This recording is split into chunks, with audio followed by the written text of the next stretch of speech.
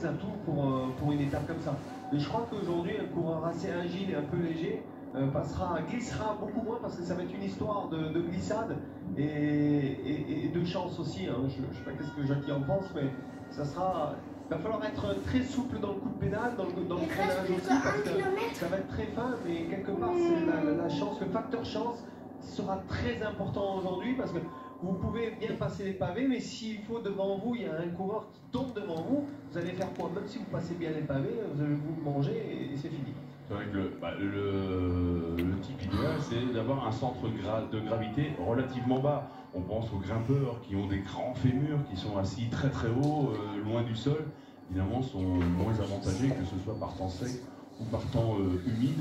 Après, l'idéal sur les pavés et sur le sec, c'est vrai, c'est de faire 1m85 et pas loin de 80 kg.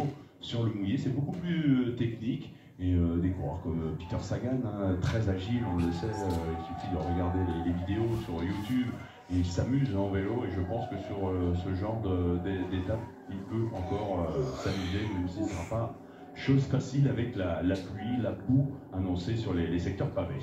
Alors, autre question très intéressante, comment remotiver un coureur prétendant au classement général après plusieurs chutes, messieurs? Qu'est-ce qu'on dit à un coureur? Bon, il n'a pas besoin d'être motivé, un coureur, il s'entraîne, ceux qui sont là en tout cas pour le Tour de France, s'entraînent depuis maintenant presque 8 mois. C'est pas une journée pluvieuse comme aujourd'hui qui va être démotivé. Il est très concentré, il a juste peur que son objectif tombe à l'eau parce qu'il a dû abandonner à cause d'une fracture. Mais tous les coureurs là sont hyper motivés, au contraire, on se durcit moralement, on essaie de devenir un peu plus méchant, un peu plus agressif pour passer ce côté-là, parce qu'il ne va pas falloir avoir peur, parce que la peur va causer beaucoup de dégâts, c'est-à-dire dès que vous allez sentir ou voir quelques chutes, vous allez être terrorisé et vous allez vous laisser glisser à l'arrière sans prendre aucun risque. Par contre, il y a des coureurs qui n'auront pas peur, au contraire, qui ne verront pas le danger, alors que le danger il est à tous les coins.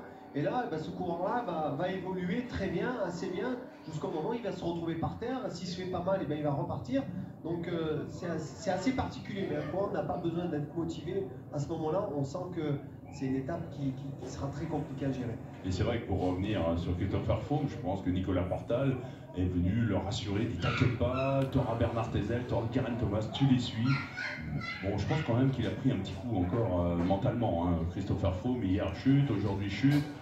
Il faut quand même peut-être lui dire t'inquiète pas, ça se passera bien.